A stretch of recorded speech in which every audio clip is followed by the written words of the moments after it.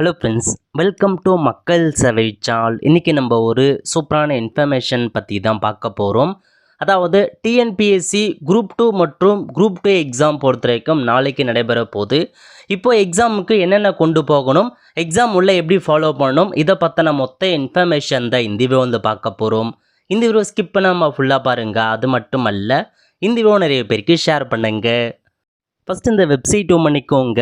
இந்த வெப்சைட்கான லிங்க்கை நான் டிஸ்கிரிப்ஷன் வந்து கொடுத்துட்றேன். tnpsc.government.in இதான் வந்து பார்த்தா அஃபிஷியல் வெப்சைட். ஓகே, அதாவது டிஎன்பிஎஸ்சி குரூப் 2 எக்ஸாமுக்கான ஹால் டிக்கெட்டை வந்து 1 வீக் முன்னாடியே வந்து பப்ளிஷ் பண்ணிட்டாங்க. நிறைய பேர் செக் பண்ணியிருப்பீங்க. ஸோ இப்போ வந்து எக்ஸாமுக்கு என்னெல்லாம் கொண்டு போகணும் அதை பற்றி இப்போ நம்ம ஒன் பை ஒன்னாக வந்து பார்த்துடலாம். ஓகே, ஸோ இந்த மாதிரி தாங்க உங்களுக்கான ஹால் டிக்கெட் இருக்கும். ஹால் டிக்கெட்டில் உங்கள் பெயராக இருக்கட்டும், ரெஜிஸ்ட்ரேஷன் நம்பர் எல்லாமே கரெக்டாக இருக்கான்னு செக் பண்ணி பார்த்துக்கோங்க. உங்கள் ஃபோட்டோ, சிக்னேச்சர் எல்லாமே ஒன்ஸ் வந்து செக் பண்ணி பார்த்துக்கோங்க. அதேமாரி தேர்வு கூடத்தின் பெயரும் முகவரியும், அதாவது இங்கே தான் உங்களுக்கான எக்ஸாம் இருக்க போது. எக்ஸாம் எந்த லொக்கேஷன் அப்படின்றத முன்கூட்டியே தெரிஞ்சு வச்சுக்கோங்க. ஏன்னா அப்போ தான் நம்ம முன்கூட்டி எந்த டைமுக்கு போனோம் அதெல்லாமே வந்து ஃபாலோ பண்ணி வச்சுக்கிற மாதிரி இருக்கும். ஸோ அட்ரஸ் எங்கே இருக்குது, எவ்வளோ கிலோமீட்டர் வருது அப்படிலாம் செக் பண்ணி பார்த்துட்டு முன்னாடியே வந்து போக பாருங்கள். Okay, so hall ticket download பண்ணாதவங்க நம்ம சேனலில் வீடியோ போட்டிருக்கோம். எப்படி டவுன்லோட் பண்ணுதுன்னு அந்த வீடியோ பார்த்து டவுன்லோட் பண்ணிக்கோங்க. முன்கூட்டியே வந்து பார்த்தா பிரிண்ட் அவுட் எடுத்து வச்சுக்கோங்க. இன்றைக்கே போயிட்டு கூட கையில் வந்து பார்த்தா பிரிண்ட் அவுட் எடுத்து வச்சுக்கோங்க. ஹால் டிக்கெட்டை பொறுத்த வரைக்கும் மொத்தமாக 2 பக்கங்கள் கொடுத்துருக்காங்க. மொதல் பக்கம் மட்டும் நீங்கள் பிரிண்ட் எடுத்தாவே போதுமானது. அதேமாரி வந்து பார்த்தீங்கன்னா ஹால் டிக்கெட்டை பொறுத்த வரைக்கும் இங்கிலீஷ் மற்றும் தமிழ் ரெண்டுத்துலையுமே கொடுத்துருப்பாங்க. உங்களுக்கு இங்கிலீஷில் வேணுன்னா இங்கிலீஷை நீங்கள் வியூ பண்ணி பார்த்துக்கலாம். அதேமாரி பிரிண்ட் அவுட்டை பொறுத்த வரைக்கும் தமிழ் அல்லது இங்கிலீஷ் எதில் வேணாலும் நீங்கள் பிரிண்ட் அவுட் எடுத்துக்கோங்க, உங்கள் விருப்பம் தான். அதேமாரி வந்து பார்த்தா ஹால் டிக்கெட்டை பொறுத்த வரைக்கும் கலர் அல்லது வந்து பார்த்தீங்கன்னா நார்மலாக பிளாக் அண்ட் ஒயிட் உங்கள் விருப்பம். ஸோ எதில் வேணால் எடுக்கலாம். கலர் இருந்தால் கலர் எடுத்துக்கோங்க, பிளாக் அண்ட் ஒயிட்டும் ஓகே தான், எதுவாக இருந்தாலும் பிரச்சனை இல்லைங்க. ஸோ ஹால் டிக்கெட் மொதல் பக்கம் மட்டும் எடுத்தால் போதுமானது. இதுதான் வந்து பேசிக் இன்ஃபர்மேஷனாக உங்களுக்கு வந்து கொடுத்துருக்காங்க. நெக்ஸ்ட்டு எக்ஸாம் பற்றி கொடுத்துருக்காங்க பாருங்கள்.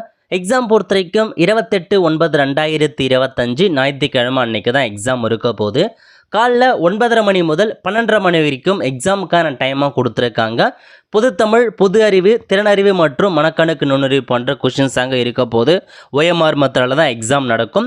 ஸோ நீங்கள் எக்ஸாம் சென்டருக்கு வர வேண்டிய நேரம் 8:30 மணிக்கெலாம் வந்து அந்த எக்ஸாமுக்கு வந்து வர சொல்லியிருக்காங்க.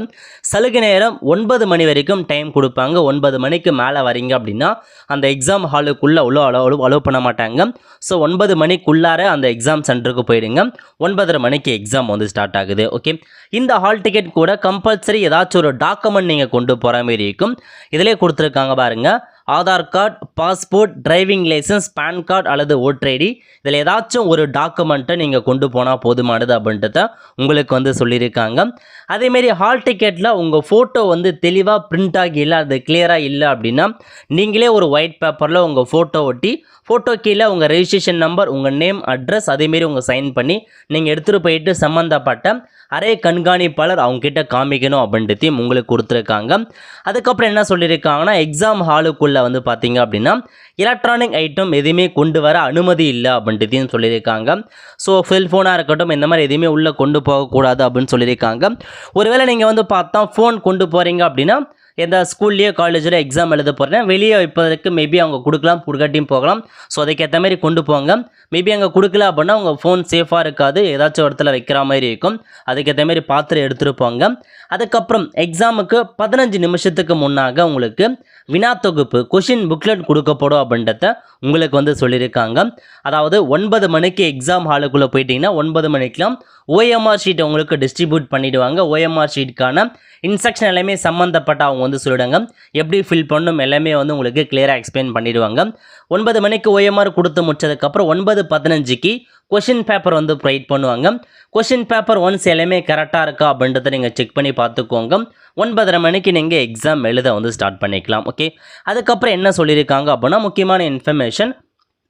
ஸோ பால் பெண்ணை மட்டும்தான் நீங்கள் பயன்படுத்துகிற மாதிரி இருக்கும். OMR நீங்கள் ஷேடோ பண்ணுறதுக்கு ஒன்லி பிளாக் பால் பெண்ணை மட்டும்தான் கொண்டு போகணும். வேறு எந்த பெண்ணை நீங்கள் பயன்படுத்தினாலும் உடைய வினாத்தால் வந்து செல்லாதாக்கப்படும். OMR ஷீட்டை வந்து இன்வாலிட் பண்ணிவிடுவாங்க. நீங்கள் எக்ஸாம் எழுதுறே வந்து பார்த்தா வேஸ்ட்டாக வந்து போயிடுங்க. அதையும் நோட் பண்ணிக்கோங்க.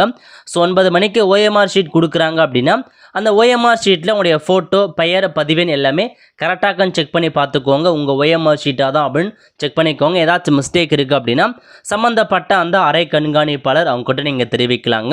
அதுக்கப்புறம் என்ன சொல்லியிருக்காங்க அப்படின்னா, எக்ஸாம் தொடங்குவதற்கு முன்னர் 9 மணிக்கு வரீங்க அப்படின்னா ஸோ எக்ஸாம் எப்போ முடியுதோ அப்போ தான் வெளியே அனுப்புவோம் அப்படின்னு சொல்லிட்டாங்க. நீங்கள் முன்கூட்டியே எக்ஸாம் எழுதி முடித்தாலும் சரி வெளியே அனுப்ப மாட்டோம். ஸோ எக்ஸாம் எப்போ முடியுதோ அதுக்கான அப்போ தான் முடியும் அப்படின்ற மாதிரி உங்களுக்கு வந்து சொல்லியிருக்காங்க. அதுக்கப்புறம் வந்து பாருங்கள், உங்களுக்கு அந்த ஓஎம்ஆர் ஷீட்டில் சைன் பண்ணுற மாரி இருக்கும். ஸோ ஓஎம்ஆர் ஷீட் பற்றி கடைசியாக வந்து பார்த்துடலாங்க. மாற்றுத்திறனாளிகளுக்கு எக்ஸ்ட்ராவாக டைம் கொடுப்போம் அப்படின்றதையும் சொல்லியிருக்காங்க. அதுக்கு முன்கூட்டியே நீங்கள் அப்ளை பண்ண சொல்லவே அதெல்லாம் வந்து மென்ஷன் பண்ணியிருக்கணும். ஓகே, ஸோ இதெல்லாம் வந்து ஹால் டிக்கெட்டில் கொடுத்துருக்க இன்ஃபர்மேஷன். எதுவுமே இல்லை, பேசிக்காக ஹால் டிக்கெட் கொண்டு போங்க, ஒரு பிளாக் பால் பென் கொண்டு போங்க, ஒரு டாக்குமெண்ட், அதாவது ஏதாச்சும் ஒரு டாக்குமெண்ட்ஸ் வந்து கொண்டு போகிற மாரி இருக்கும். இந்த 3 இருந்தாவே போதுமானதுங்க. ஸோ நீங்கள் வந்து எக்ஸாம் சென்டருக்கு வந்து போக பாருங்கள். ஓகே, அதேமாரி வந்து பார்த்தா உங்களுக்கு புதிய வகை ஓடிஆர் இதுதாங்க, அதாவது உங்களுக்கான ஓஎம்ஆர் விடைத்தாள் இதுதான் கொடுத்துருக்காங்க. ஸோ நியூ ஓஎம்ஆர், இதுக்கு முன்னாடி குரூப் 4 எக்ஸாம் எழுதிருக்கீங்க, இந்த ஓஎம்ஆர் ஷீட் பற்றி தெரிஞ்சிருக்கும். ஸோ குரூப் 4 எக்ஸாம் எழுதாதவங்களுக்கு இப்போ புதுசாக தான் வந்து ஓஎம்ஆர்னு குரூப் 2ல் கொடுத்துருக்காங்க. ஸோ இதான் புதிய வகையான ஓஎம்ஆர் ஷீட்.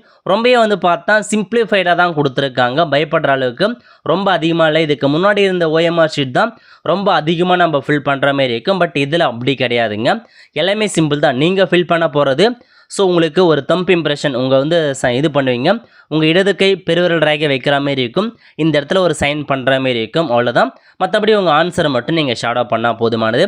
பட் இதுக்கு முன்னாடி நிறையா இன்ஃபர்மேஷன்ஸ் கொடுத்துருந்தாங்க, எக்கச்சக்கமாக இருக்கும். அதனால் வந்து பார்த்தா டைம்லாம் அதிகமாக வேஸ்ட் ஆகும். பட் இதுக்கப்புறம் டைம் வந்து வேஸ்ட் ஆகாது. ஓகே, ஸோ இந்த மாதிரி தான் ஓஎம்ஆர் கொடுப்பாங்க. 9 மணிக்கு ஓஎம்ஆர் கொடுத்துட்டாங்க அப்படின்னா இல்லை உங்கள் ஃபோட்டோ, உங்கள் ரெஜிஸ்ட்ரேஷன் நம்பர் எல்லாமே கரெக்டாக செக் பண்ணி பார்த்துக்கோங்க. அதேமாரி கீழே இன்ஸ்ட்ரக்ஷன்ஸ் கொடுத்துருக்காங்க, ஒவ்வொரு பாயிண்ட்டுமே என்னமான இன்ஸ்ட்ரக்ஷன்ஸ் கொடுத்துருக்காங்க அதெல்லாம் நீங்கள் செக் பண்ணி பார்த்துக்கோங்க. ஸோ செக் பண்ணி பார்த்துட்டு முதல்ல நீங்கள் சைன் பண்ணுற மாதிரி இருக்கும். தோருக்கு பாருங்கள், தேர்வரின் கையொப்பம் இந்த இடத்துல உங்கள் சைன் பண்ணுவீங்க. அதுக்கப்புறம் வந்து 9:15க்கு கொஷின் புக்லெட் கொடுத்துருவாங்க. கொஷின் புக்லெட் கொடுத்ததுக்கப்புறம் கொஷின் பேப்பரில் எல்லா பேஜுமே கரெக்டாக செக் பண்ணி பார்த்துக்கோங்க. ஏதாச்சும் பிரிண்ட்டு மிஸ்டேக் இருக்குது, ஏதாச்சும் ஒரு பக்கம் விடுபட்டுருக்கு அப்படின்னா நீங்கள் கொடுத்தீங்க அப்படின்னா வேறு கொஷின் பேப்பர் மாற்றி கொடுத்துருவாங்க. ஒன்ஸ் கொஷின் பேப்பர் கொடுத்ததுக்கப்புறம் இந்த இடத்துல இருக்குது பாருங்கள், வினாத்தாள் தொகுப்பின் கொஷின் புக்லெட் நம்பரில் அந்த கொஷின் புக்லெட் நம்பர் எடுத்து இதில் அப்படியே என்ட்ரு பண்ணிவிட்டு கீழே ஷேடோ பண்ணுற மாரி இருக்கும். இப்போ 1 4 2 3 அப்படின்னா 1க்கு நேராக ஷேடோ பண்ணும், 2 அப்படின்னா 2க்கு நேராக, அந்த மாதிரி எதுக்கு நேரவோ அதுக்கு நேராக கரெக்டாக ஷேடோ பண்ணிக்கோங்க. அப்படி ஷேடோ பண்ணுறாமல் விடுறீங்க அப்படின்னா உங்களுடைய விடைத்தாள் வந்து செல்லாதாக்கப்படும் அப்படின்றத சொல்லியிருக்காங்க.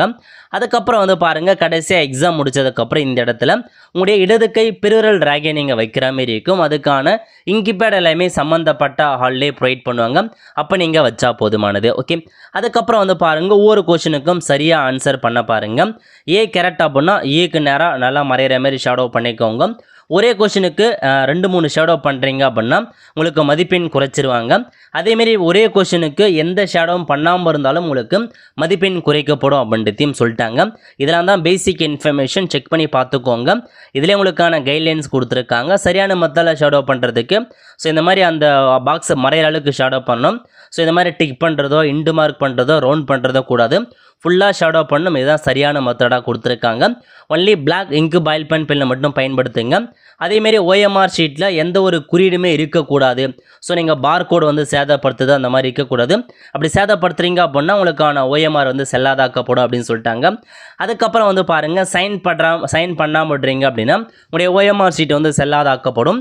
அதேமாரி ஓஎம்ஆர் ஷீட்டில் தேவையற்ற குறிப்புகள், உங்கள் பேர் போடுறது, உங்கள் மொபைல் நம்பரை கொடுக்குறது, அந்த மாதிரி தேவையற்ற குறிப்புகள் மென்ஷன் பண்ணுறீங்க அப்படின்னா ஓஎம்ஆர் ஷீட் வந்து செல்லாதாக்கப்படும் அப்படின்ட்டு வந்து சொல்லிட்டாங்க. அதுக்கப்புறம் புக்லெட் நம்பரை சரியாக வந்து ஷேடோ பண்ணாமல் இருக்கீங்க, தப்பான நம்பர் கொடுத்துருக்கீங்க அப்படின்னா ஓஎம்ஆர் வந்து செல்லாதாக்கப்படும் அப்படின்னு சொல்லிட்டாங்க. அதுக்கப்புறம் வந்து பாருங்கள், மதிப்பெண் குறைக்கிறாங்க. எதுக்கு அப்படின்னா ஒரு கொஷனுக்கு எந்த ஒரு வட்டத்தையும் ஷேடோ பண்ணாமல் இருக்கீங்க அப்படின்னா 0.5 மதிப்பெண் கொடுக்குறாங்க. அதேமாரி இடது கை பெருவிரல் ரேகை வைக்காமல் வைக்கிறீங்கன்னா அதுக்கு 0.5 மதிப்பெண் குறைக்கிறாங்க. ஓகே, இதாங்க உங்களுக்கான ஓஎம்ஆருக்கான மொத்த இன்ஃபர்மேஷன். ஸோ தெளிவாக எல்லாத்தையுமே ஆல் டிக்கெட்டுக்கான மொத்த இன்ஃபர்மேஷனுமே தெளிவாக படித்து பார்த்துக்கோங்க. படித்து பார்த்துட்டு எக்ஸாம் நல்லா எழுதுங்க. ஸோ எக்ஸாம் எழுதுகிற எல்லாருக்குமே ஆல் தி பெஸ்ட். ஸோ சீக்கிரமாக வந்து பிளான் பண்ணி முன்கூட்டியே எக்ஸாம் சென்டருக்கு போக பாருங்கள். ஆல் த ஃப்ரெண்ட்ஸ், கண்டிப்பாக இந்த பிடிச்ச லைக் பண்ணுங்கள். அது மட்டும் அல்ல, இந்த வீடியோ நிறைய பேருக்கு ஷேர் பண்ணுங்கள். அடுத்த ஒரு நிலையில் சந்திப்போம். நன்றி, வணக்கம்.